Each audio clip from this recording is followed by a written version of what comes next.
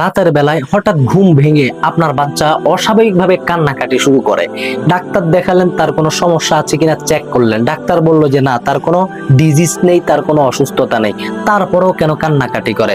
তার পেটেও কোনো ক্ষুধা নেই, খাবারও আপনি তাকে খাইয়ে শুইয়েছেন এবং তার কোনো অসুস্থতাও নেই, সব ঠিক থাকার পরেও কান্নাকাটি কেন করে?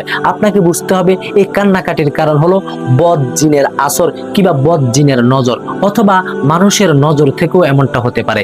এই কান্না বন্ধ করতে আপনি খুব অস্থির, কোনোভাবেই বাচ্চার কান্না বন্ধ করতে পারতেছেন না, তাহলে মাত্র দুইটি কাজ করুন, ইনশাআল্লাহ এই দুইটি কাজের মাধ্যমে আপনার বাচ্চার এই কান্নার সমস্যার সমাধান হয়ে যাবে।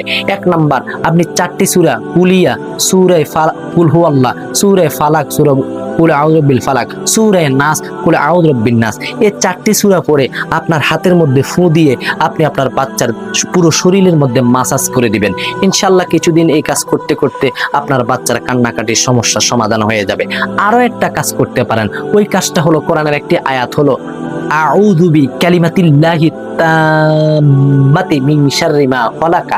এই আয়াতটা আউযু বিকালিমাতিল্লাহি তাম্মাতি মিন শাররি মা খালাকা, এই আয়াতটা পড়ে আপনি আপনার বাচ্চার গায়ে ফু দিন, ইনশাআল্লাহ কিছুদিনের মধ্যে আপনার বাচ্চার কান্নাকাটির সমস্যার সমাধান হয়ে যাবে।